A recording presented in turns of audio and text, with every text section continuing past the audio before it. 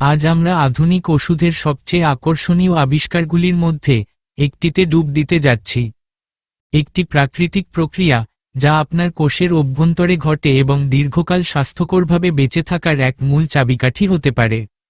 আপনার দেহের অভ্যন্তরে একটি জাদুকরী পরিষ্কারের দল রয়েছে যা 24 ঘন্টা ক্ষতিগ্রস্ত অংশগুলি পুনর্ব্যবহার করে পুরনো উপকরণগুলি কাজে লাগিয়ে সবকিছু সুচারুভাবে চালিয়ে যাচ্ছে।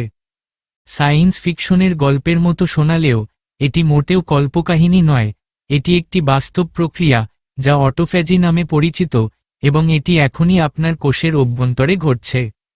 2016 সালে এই আবিষ্কারটি এতটাই যুগান্তকারী ছিল যে এর প্রকাশের পিছনে থাকা এক জাপানি বিজ্ঞানী যোশিনোরি ওসুমি আমাদের অবিশ্বাস্য কিছু দেখিয়েছিলেন এবং এর জন্য তিনি চিকিৎসা বিজ্ঞানে নোবেল পুরস্কার জিতেছিলেন। আমাদের কোষগুলির একটি বিল্ট ইন রিসাইক্লিং সিস্টেম রয়েছে যা শুধু তাদের স্বাস্থ্যকর রাখে না, বরং রোগের বিরুদ্ধে লড়াই ও বার্ধক্যকে ধীর করে দেওয়ার গোপনীয়তাও লুকিয়ে রাখে। তবে এখানেই ব্যাপারটি সত্যিই আকর্ষণীয় হয়ে ওঠে। এটি কেবল কিছু এলোমেলো জৈবিক প্রক্রিয়া নয় যা আমরা নিয়ন্ত্রণ করতে পারি না, বরং এটিকে সক্রিয় করার ক্ষমতা আমাদের হাতেই রয়েছে এবং আমি আপনাকে ঠিক কিভাবে তা করতে হবে সেটাই দেখাতে যাচ্ছি। এই ভিডিওটির শেষে আপনি জানতে পারবেন কিভাবে আপনার দেহের প্রাকৃতিক নিরাময় শক্তিকে জাগিয়ে তুলবেন এবং আমি এমন কিছু ব্যবহারিক টিপস শেয়ার করব যা আপনি আজ থেকেই কাজে লাগাতে পারবেন। প্রথমেই বোঝা দরকার অটোফ্যাজি আসলে কি, তবে চিন্তা করবেন না, আমি এটিকে সহজ ভাষায় ব্যাখ্যা করব। আপনি কি কখনো ভেবে দেখেছেন কেন কিছু লোক অন্যদের তুলনায় অনেক ধীরগতিতে তারা তাদের বার্ধক্যের লক্ষণ প্রকাশ করে? অথবা কেন কিছু সংস্কৃতি যেখানে নিয়মিত উপোস অনুশীলন করানো হয় দীর্ঘতর ও স্বাস্থ্যকরভাবে জীবনযাপনের উদ্দেশ্যে?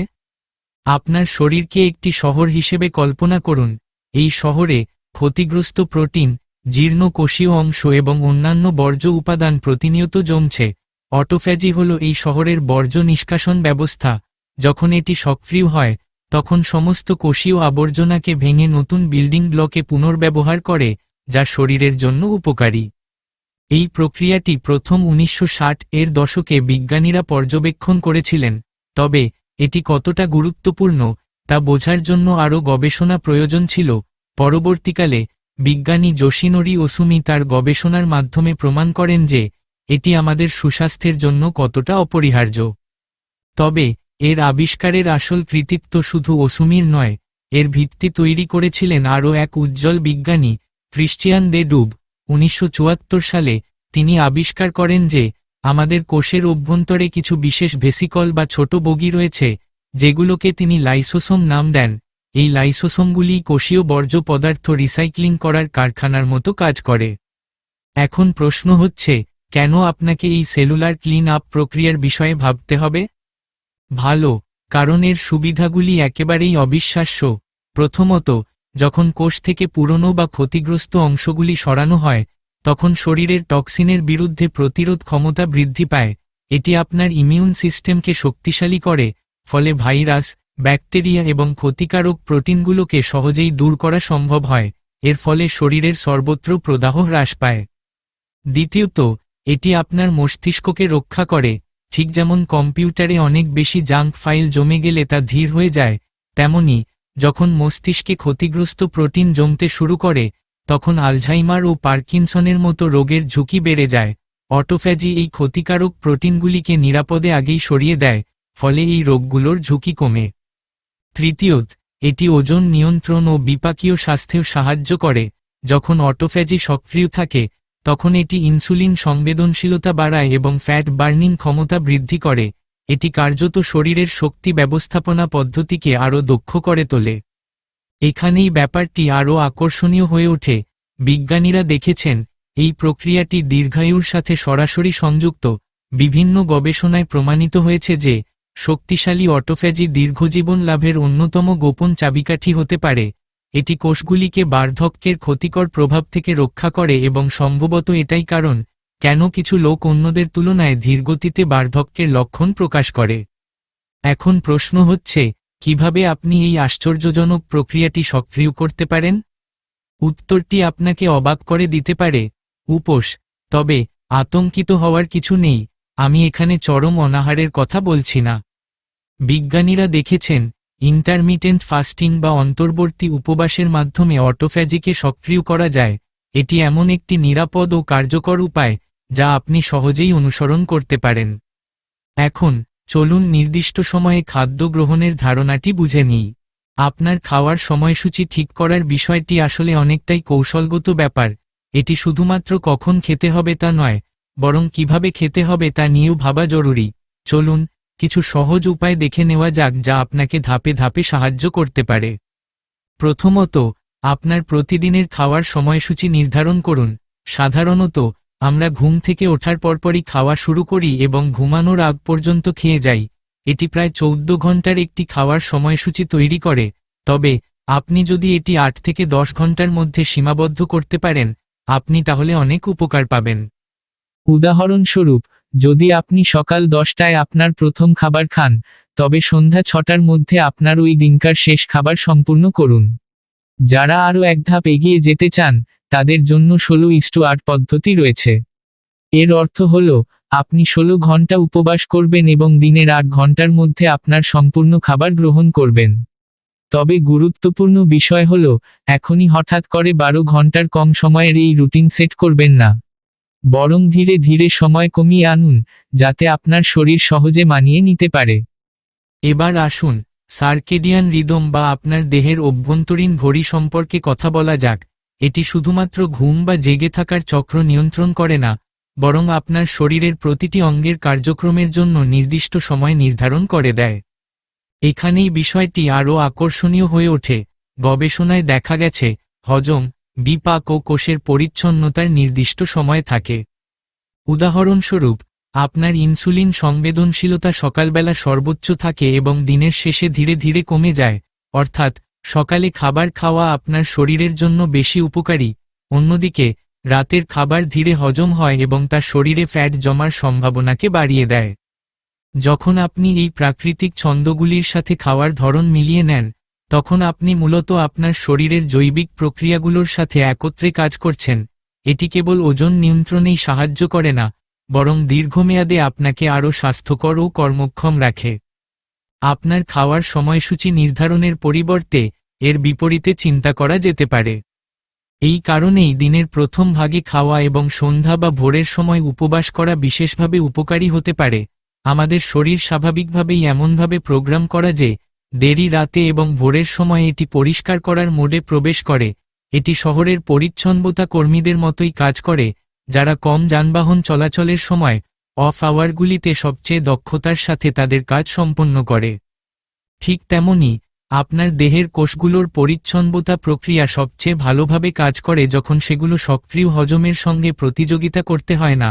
যদি আপনি গভীর রাতে খাবার খান, তাহলে মূলত আপনার শরীরকে নির্দিষ্ট সময়ের মধ্যে খাবার প্রক্রিয়াকরণের জন্য বাধ্য করা হয়। এই ধারণা আমাদের পূর্বপুরুষদের জীবনধারা থেকে এসেছে। তারা 24 ঘন্টা সবসময় খাবারের সহজলভ্যতা পাননি, বরং তারা দিনের আলোতে খাবার গ্রহণ করতেন এবং রাতের বেলায় উপবাস করতেন। আমাদের দেহ উপবাসকালীন সময়ে মেরামত ও পুনর্নবীকরণের জন্য তৈরি হয়েছে।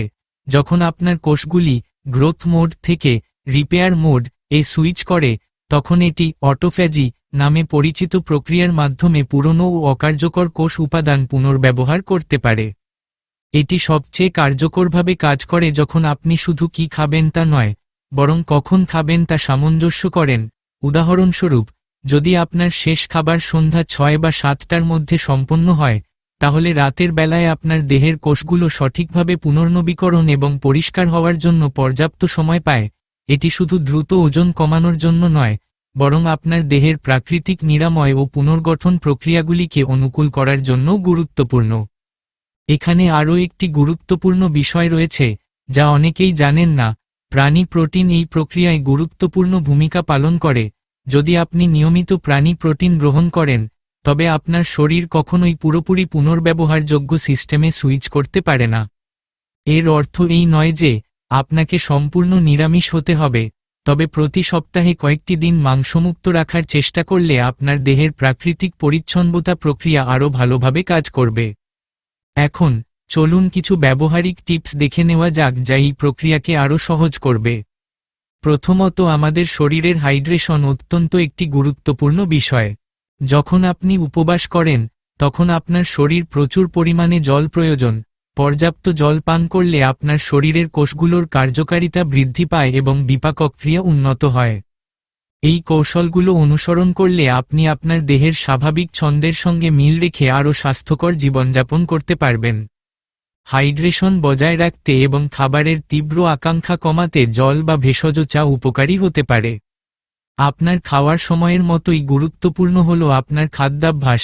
আপনি যখন খাচ্ছেন তখন কি খাচ্ছেন সেটিও সমান গুরুত্বপূর্ণ।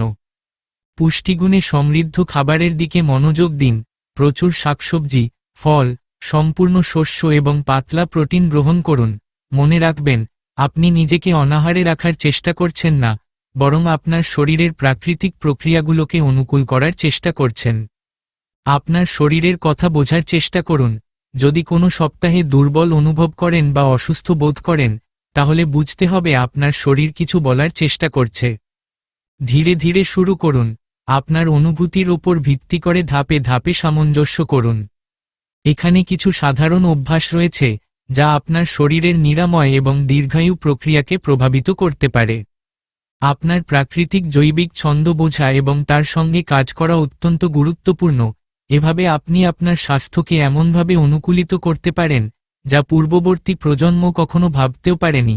তবে নতুন কোনো স্বাস্থ্য রুটিন শুরু করার আগে অবশ্যই আপনার স্বাস্থ্য বিশেষজ্ঞের পরামর্শ নিন। বিশেষ করে যদি আপনার আগে থেকে কোনো স্বাস্থ্য সংক্রান্ত সমস্যা থাকে, তাহলে এটি আরও জরুরি। আপনার চিকিৎসক আপনাকে এই অভ্যাসগুলো আপনার নির্দিষ্ট প্রয়োজন অনুযায়ী কাস্টমাইজ করতে সহায়তা করতে পারেন।